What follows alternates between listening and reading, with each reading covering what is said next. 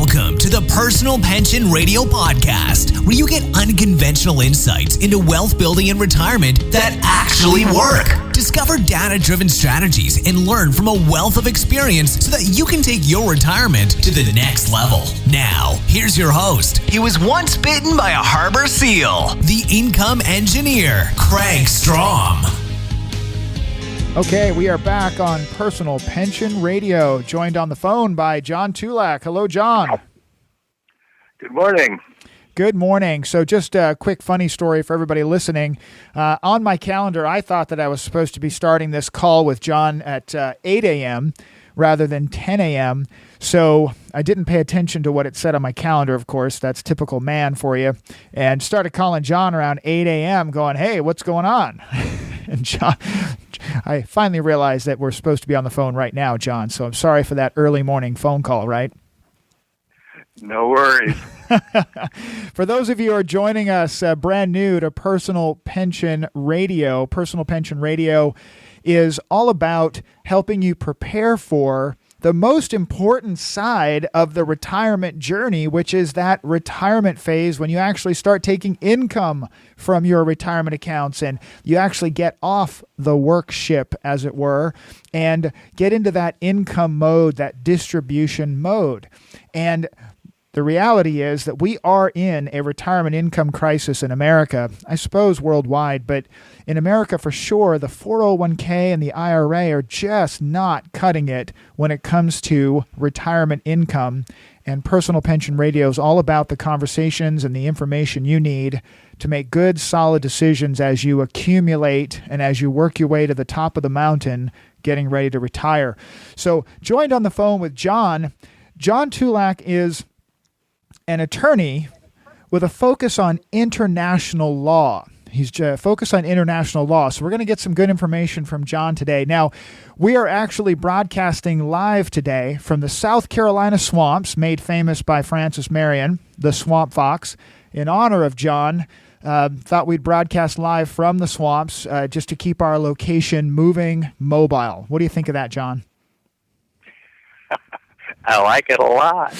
Okay, just for everybody on the show, the license plate on the back of John's car has something to do with Francis Marion and the Swamp Fox. That's where the reference comes from. So that was for you, John. Just a little touch there, right?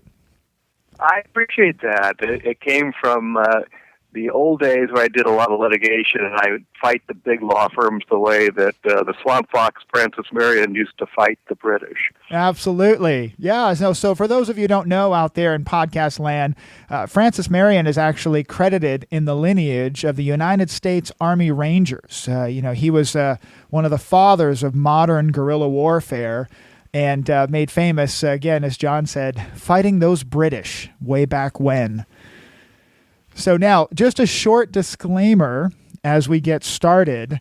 The short disclaimer, of course, at the end of the show, you have the long official disclaimer, but the short disclaimer is don't take or act on advice that you hear on the radio or TV or from a financial entertainer in a 30-second soundbite or even on this podcast.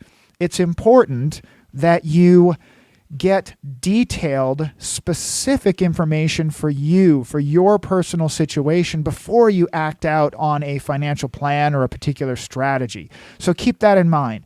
This is meant to be informational, not necessarily actionable, because you have to have that individual conversation. If you ever want to do that, you can go to personalpensionradio.com, fill out that Contact Us form. We'd be happy to get in touch with you directly. So let's jump in, John. We've got, I'm actually kind of excited about this conversation because your specialty on the international side of the business world is a question, it goes to a question that comes up frequently. But before I jump into the business and the meat of it, tell us a little bit about yourself, kind of that work background. How did you get into the legal space and then end up in the international side of the law? Well, I always wanted to be a lawyer, stretching back to high school debate days, and so I just prepared for that. Was an economist by college training, which served me well during law school, and ever since then, It's helped me a lot in the practice of law, both when I was litigating business cases and then as I made the transition to becoming a transactional attorney with the focus on cross-border transactions. And I got into international business transactions more or less as a fluke. I ended up first in academia as a adjunct professor teaching a class in international law because one of my old professors thought I remembered that I had a background and interest in international economics. He says, "You're a lawyer. That's good enough for us." And then I thought, gee, they think I can teach this stuff. Maybe I could do it. And I got fortunate with a client in the firm I was with at the time wanting to get started in China, and China had just opened up. So this was the early 80s. I was still a young lawyer, and it totally changed my career path. Interesting. When you say China just opened up in the early 80s, what do you mean by that? I mean, because I ask these kind of questions because a lot of folks who are listening to the show, don't really have a timeline perspective on certain things. For example, I asked somebody if they knew how old the 401k was, and they said, well, gosh, hasn't that been around, for 50 years? They don't really have a timeline because of their age. They don't realize how new something is. So when you say opened up as it relates to China, can you kind of give me a little background on that? Sure. Remember, first it was Nixon and Kissinger who opened up China diplomatically. But China didn't open up for foreign investment until after the Foreign Investment Law of 1979. And in preparing for the first international business law class that I taught at Cal Poly Pomona back in 1980, I came across this law. Remember, in those days, we did all our research in the library. Oh, you didn't have an iPhone, right? It didn't have anything but my two eyes to do the research. Anyhow, I came across this, and I looked at it, and I said, this is interesting. So I made a copy of it, gave it to all my students. We actually used that as a main focus during the 10-week course. And then it got me thinking afterwards. I said, you know what? Nobody knows really what this means and how it's going to work. So if I really study this and keep up on it, I'm going to be as much an expert as still essentially a very rookie lawyer, as some lawyer with 30 or 40 years of experience. And so it was a definite equalizer earlier in my career to have that kind of niche knowledge. Absolutely, yeah. They say that the riches are in the niches, right? And that's right. Now, it sounds like that was a pretty big jumping off point. And then from there, how did you ultimately, where did you see your legal practice go from there? Did it all of a sudden start including other borders, or was it a real heavy emphasis on the China side for a long time? In the 80s, it was a heavy emphasis on China. By 1985, I made the decision to just transition as far out of litigation and trial work as I could. And I was doing a lot of joint venture agreements in China by the end of the 80s.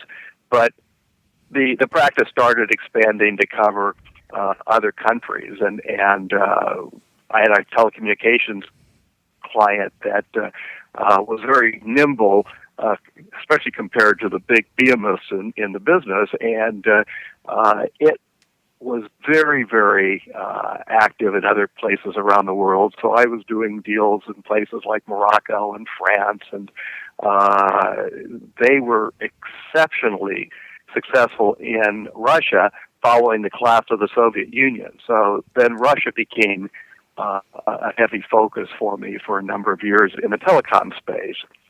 Oh, and then I just developed had this an interest in energy. Oh, I just had this vision of you like Indiana Jones, in Morocco. It sounds so exotic, You're there with your whip and your leather jacket on, negotiating telecom deals, right? Well, I never did get to go to Morocco on that deal. Oh. I was dealing with a French lawyer who was representing the Moroccan government in that deal. Oh, geez. Okay, so you just blew up my whole fantasy there of being an international lawyer. So, hey, is there... Yeah, I'm afraid it's not quite that exciting. Gotcha. Now, is there a Mrs. International Lawyer? Yes, my wife Elizabeth and I have been married for 41 years. Oh, outstanding. And anticipating your next question, we have 3 adult children, 3 girls, all highly educated, gainfully employed, and out of the house.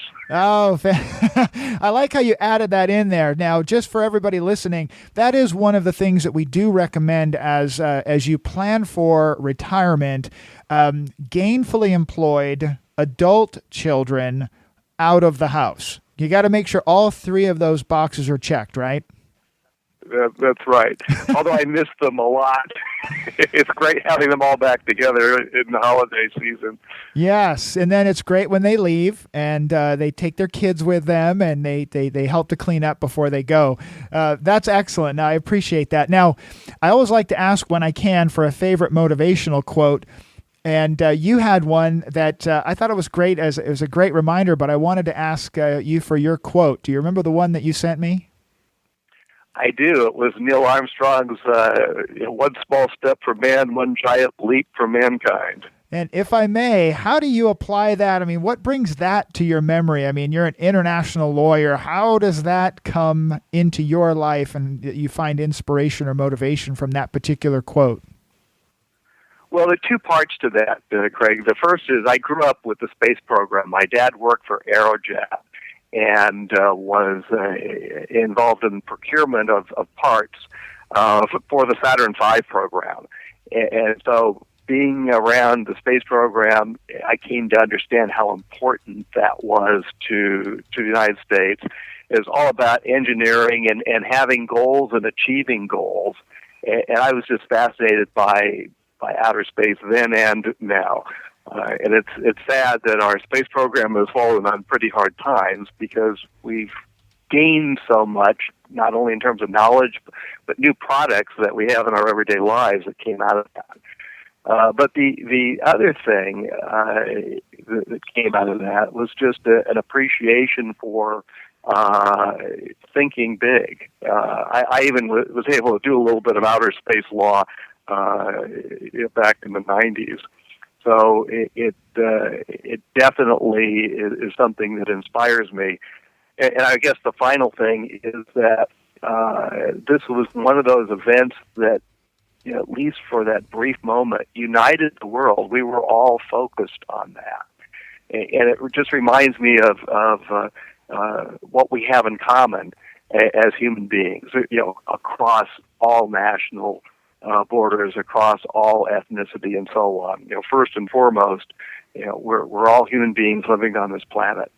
That's interesting you say that. As you're thinking about that, really, there are so few events, just top-level events like that have truly united massive amounts of people in one common focus. And that, I can't think of another one really another one like that. That's really interesting perspective on that. And to lighten it up a little bit, I'm guessing that much like Morocco, you didn't get to go anywhere as far as outer space, right?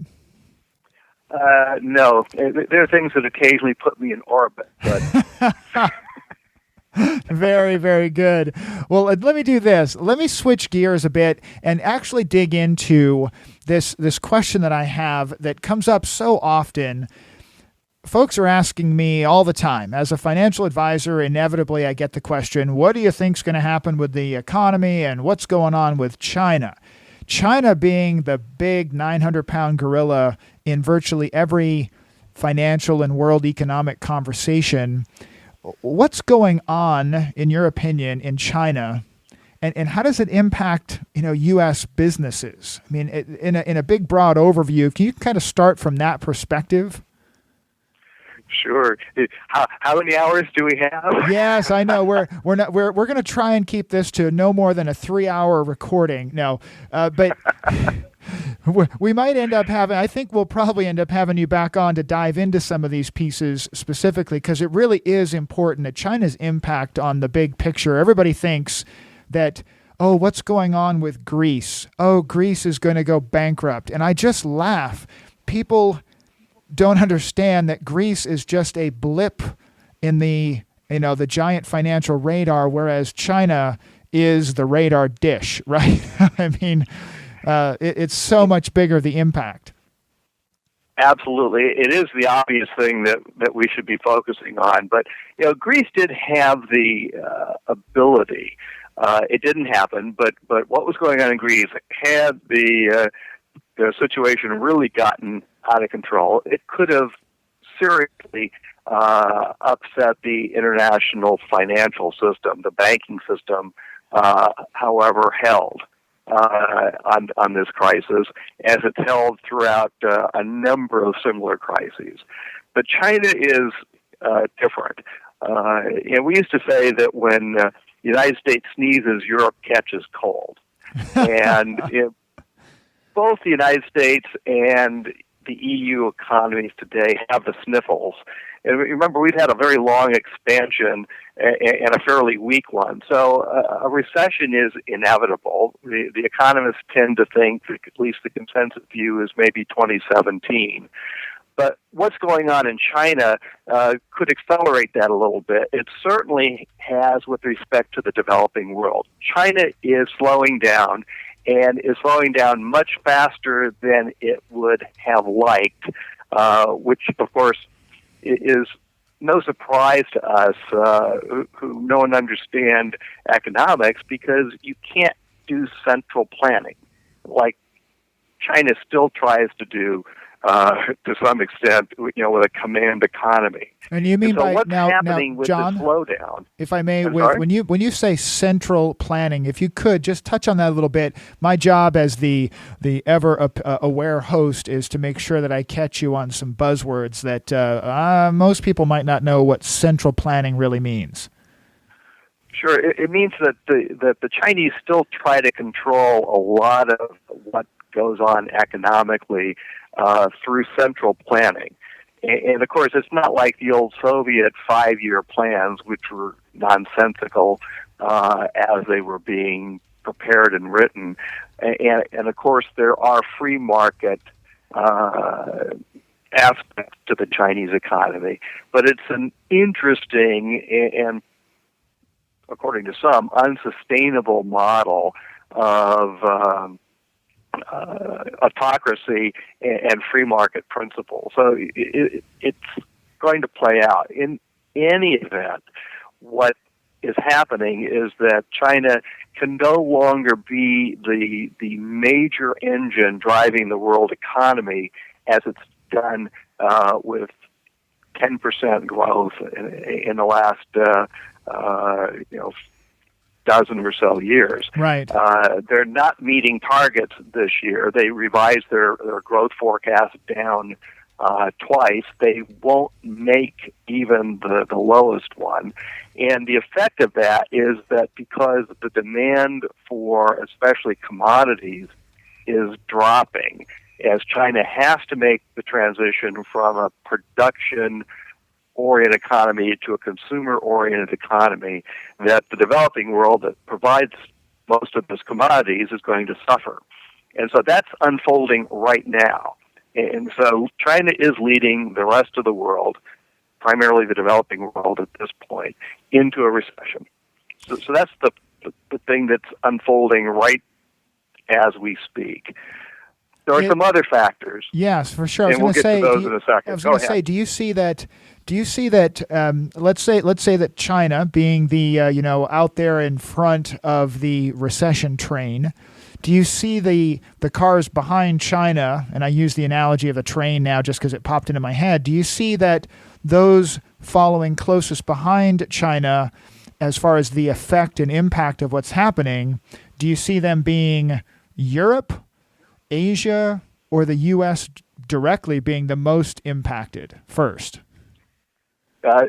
Europe and the United States will be the least impacted, actually, as we are in this stage of it. And we will actually have some advantages from this in the short term, including some lower prices for goods produced in China coming here to the United States.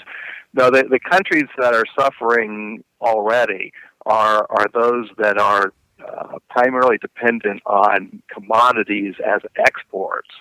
for deriving a lot of their gross domestic product, and so Brazil, for example, is hurting.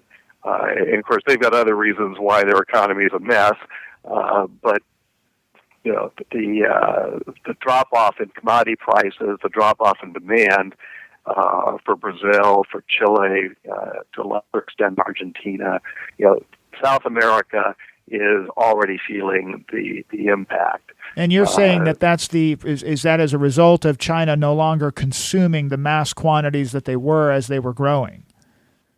Correct. No. Yeah, okay. they don't need the copper, they don't need the iron ore as much, and so these, which were major exports for a number of countries, are substantially reduced, and therefore the commodity prices have fallen dramatically. Gotcha. Now, when you look at the question as it relates to China's own foreign policy, I've heard it said on various different news outlets and financial outlets that their own foreign policy is becoming increasingly more aggressive. Is that, in your mind, as from the legal perspective, is that aggressive on the I'm using air quotes right now, the world domination point of view, or more on the financial economic aggression? Well, I think both of them are important, but the foreign policy aggression is a little bit different. That's part of what many observers believe is a long-term plan that China has to become a true global power, and perhaps as early as mid-century, the dominant global power.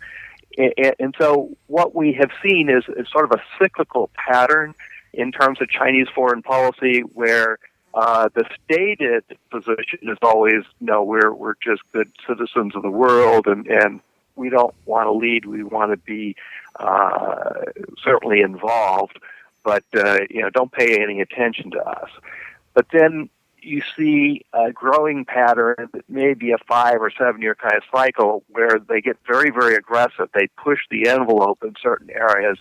And what they're doing is they're gauging the reaction of the world community, and particularly the United States.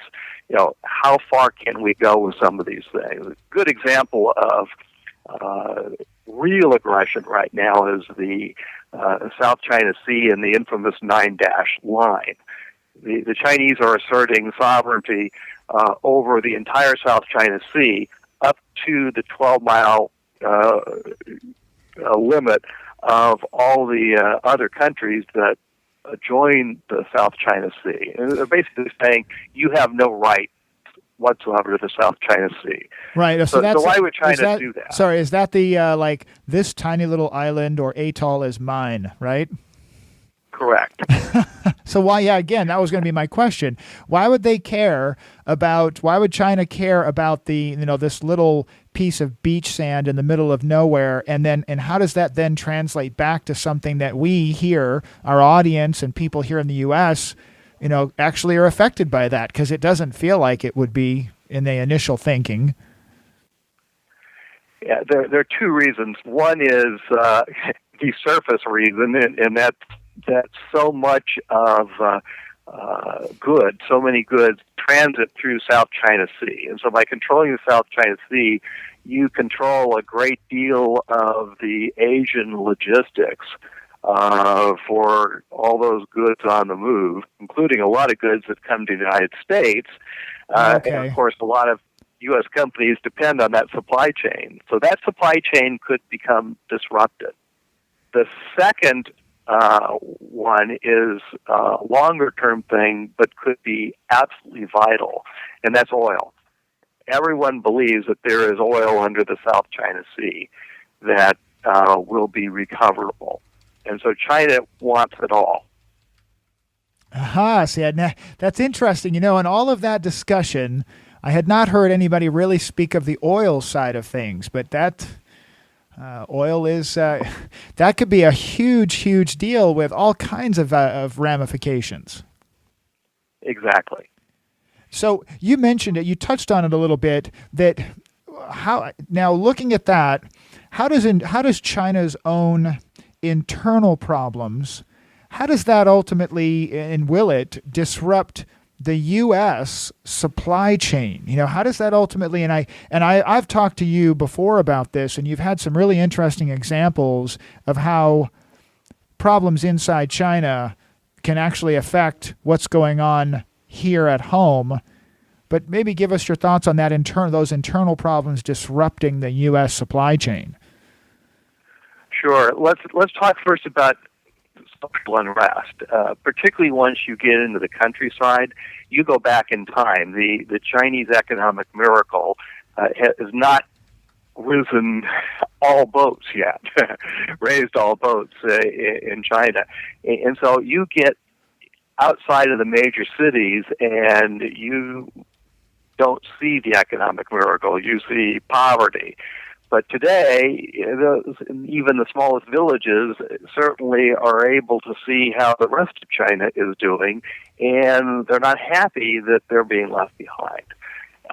So you have some economic envy, if you will, and a demand for Me Too. So not a lot of the civil disturbances that pop up from time to time, get reported nationally. China still tries to clamp down on that. It's increasingly difficult to do in the internet age. You also have ethnic and religious tensions in parts of China. Absolutely. With that many people, I can imagine. Right. And so we have heard about Uyghur attacks in Western China, where they're wielding knives on train platforms and killing people, and that's that's the kind of thing that if it grows, you could see a cutoff of supply as those supply routes are disrupted by the civil disturbances. Remember, a lot of U.S. products are produced in the inland cities of China, have to make their way to the Chinese ports.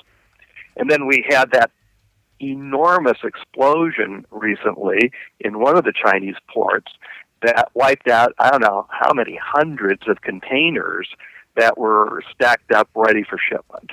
And so there go your goods if you were unfortunately near that.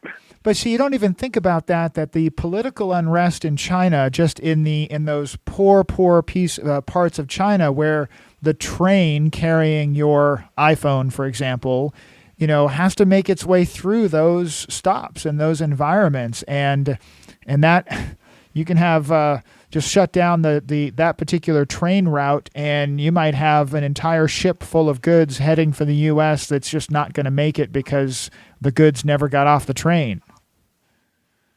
Right. And then a more subtle problem, but it's one that is inevitable when you have economic downturn. And remember, the Chinese stock market wiped out a lot of perceived wealth for Chinese owners, mostly, of companies that produce U.S. and EU and other countries' goods. They're now feeling a little poorer. And so then they start trying to skimp on things as they are trying to improve their bottom line. So one of the things that can suffer when you think like you need to cut corners and make up is quality control.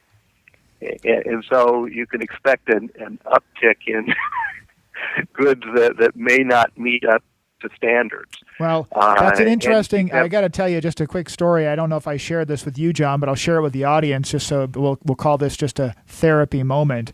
But I have a side business where I have been working on getting a product manufactured in China. And I'll tell you, the quality control is something that last year when they sent me a sample, the quality was good. It looked great. The welding was done. It looked professional. This year, however, as we get ready to go to production, I requested samples again for pre-production, right? And I swear when the samples arrived, it appeared like maybe a high school shop class kid who got a C- in welding had put my samples together. The quality was horrible. And I wondered, thinking now, I wonder if that kind of goes back to just the little nuances of this discussion affecting even my little small business. It very well could. Yeah, isn't that amazing? You said something once before that I thought was really an interesting play on words. And of course, you being a lawyer, I kind of figures. But you said that China's rule by law instead of the rule of law is dangerous. What did you mean by that? Well, it means that private contracting and what we take for granted in terms of principles of that nature are not necessarily honored in China. Remember, after Mao's revolution, there was no rule of law at all. In fact, Mao Zedong destroyed the law books, and lawyers who weren't executed were re-educated and oftentimes put to work doing agricultural stuff. And toward the end of all that, the Chinese law library would probably be something that would fit easily on a 1 or 2 foot shelf. And so they had to recreate all of this after opening up China in 1979. But it's still a command economy. And so China, through the party and also the military, want to control all of that. And so Chinese judges, for example, are not truly independent. They will call, especially in the outlying areas, they'll call the party boss. I got this case. How do you want me to rule? And so when you have that kind of mindset, you have no assurance that things will be as you negotiated them and expect them to continue that way. Your ability to enforce inside China is very limited. And so the Chinese are used to that. They have to deal with that all the time. Regulatory law that changes sometimes with very little notice. And you have to adjust to that. So we don't have the kind of certainty in our dealings with the Chinese companies that we would otherwise like to have. Now, it's better in terms of international contracts than it is for them internally, but still there is that uncertainty. Yeah, I think I've heard it said before that once you make a deal and you've got it all set and you have everything ready and you sign all your paperwork, that's when the negotiations begin, right? Right. So part of that is Chinese business culture, right. And that's been actually goes back a long way. That everything is always continuously negotiable. Right. And when I look at this, and bringing this back to our audience here, and by the way, we're going through a lot of fantastic information here with John. Those listening, we will have a full transcript at Personal Pension Radio, so stop taking notes while you're driving. There'll be a full transcript you can actually download to check the notes. But I want to ask, as we bring it back to our audience here in the U.S., this seems like virtually every Main Street business is connected in some way to this topic, and that regardless of what product you're selling or what your business is, you're going to be affected by this one way or another. That is definitely true. We're all part of the global economy as consumers. And since the United States has relatively free trade, we have a lot of choices. We have a lot of goods that come from other places around the world, and it gives us much better price points for those goods. So we have more choices than an economy that's more closed off. But the same thing is also true for us as producers and as sellers of products and services. You take a look at how much of what Main Street has to offer is dependent on a supply chain that crosses borders into our country. The shelves are stocked with goods that are made not only in China but other countries as well. I can tell you pretty much that my socks this morning came from Africa.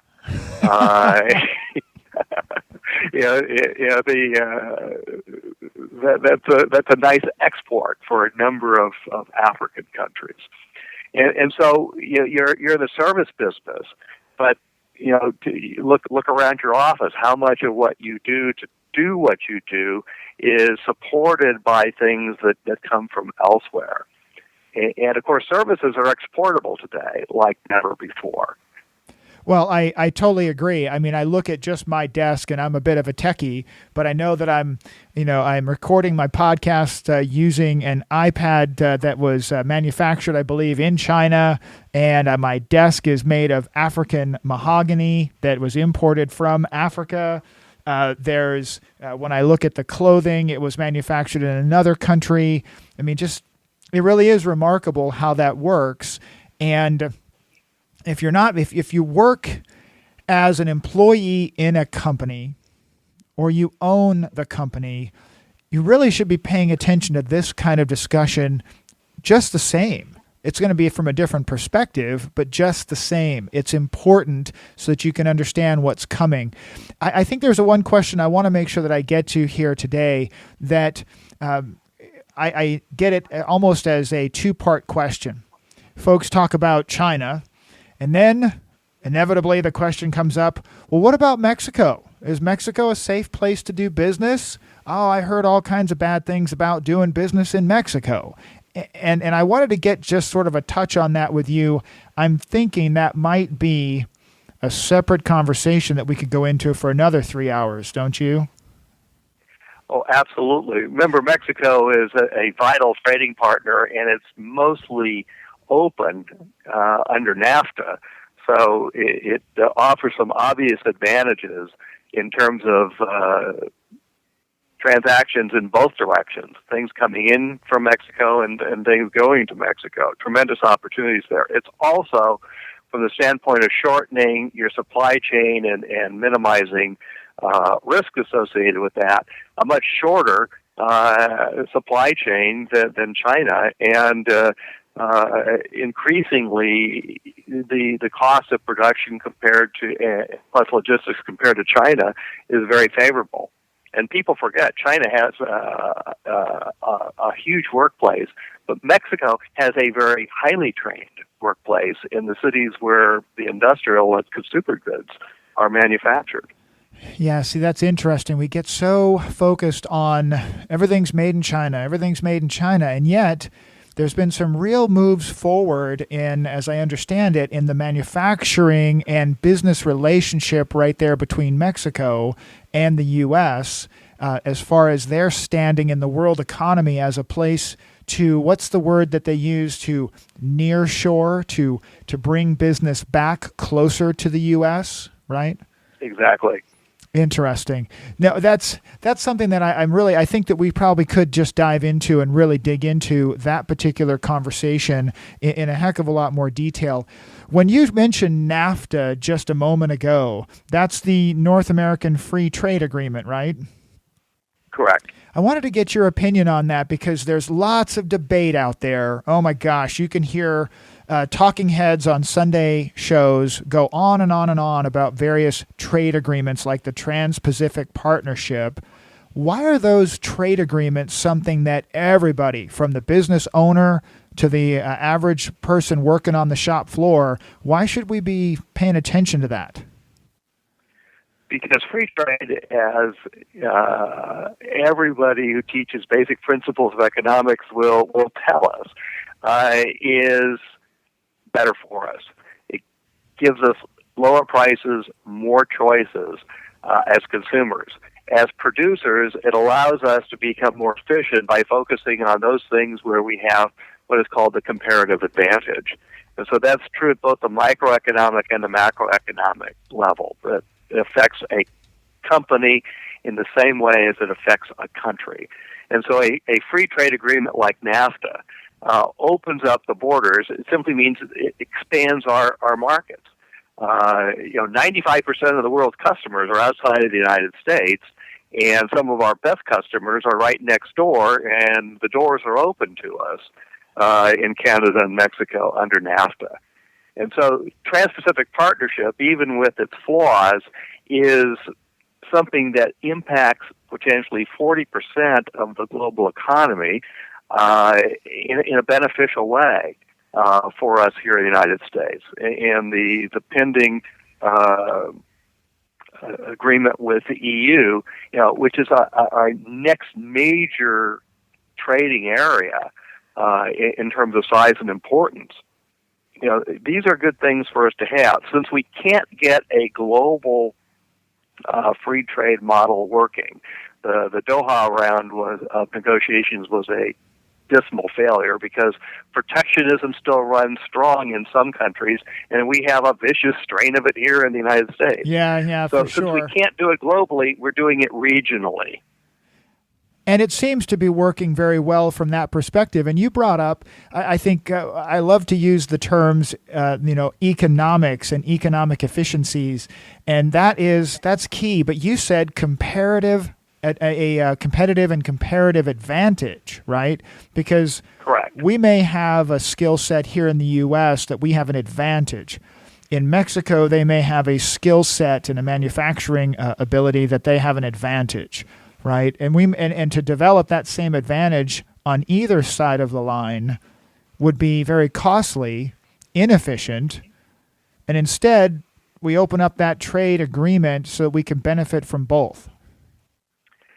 Exactly. We have a real comparative advantage in terms of intellectual property development, but we're finding that we end up lowering our costs of producing the things that we want to create out of that intellectual property by outsourcing that production to other countries. Now, the one issue with globalization that we have to find ways socially to address is that does impact jobs. And so if we eliminate manufacturing jobs in the United States, but we're replacing them only with lower paying jobs in terms of hospitality, for example, or fast food, we have a problem that we have to fix, that we're not going to fix overnight. But at the same time, even though those are lower paying jobs, the goods that we're still nevertheless buying are lower cost. And so that's not something that's going to resonate with somebody who's just lost his job and is going to need some retraining to find something of equivalent pay. But if we don't have a good, strong industrial policy to do that, if we don't provide a social safety net, which we do, during that process of adjustment, then we do hurt ourselves.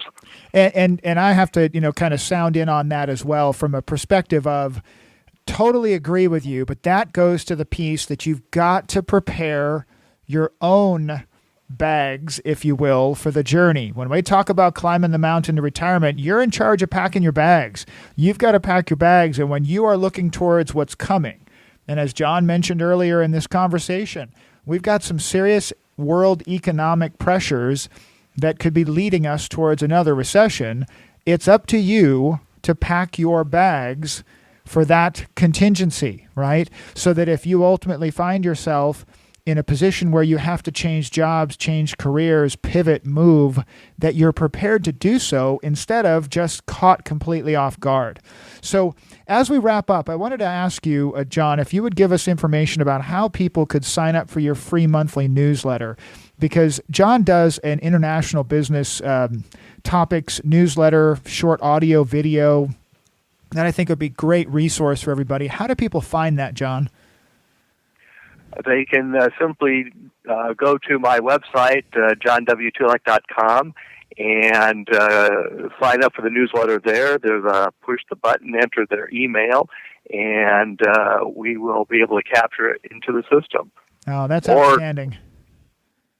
Or the old-fashioned way, they can email me to my general email, which is jwtulac@gmail.com. I love that. We'll have all this, We'll manually add it. Wow, you'll do it the old-fashioned way, right? That's right. We're a full-service law firm. A full service. There you go. John, this has been outstanding. I love these kind of topics where the time just flies by, and clearly there's more in that international side of conversation that you and I can have, and I hope we can have you back on the show to dig into some more. That would be terrific. Thank you, Kraig. You're very welcome. Everybody listening, don't forget to catch this and the last 40-some-odd episodes at Personal Pension Radio. Like us on iTunes, all that good stuff. We'll talk to you again soon. Every Monday, new podcast episode for Personal Pension Radio. We'll talk to you again then.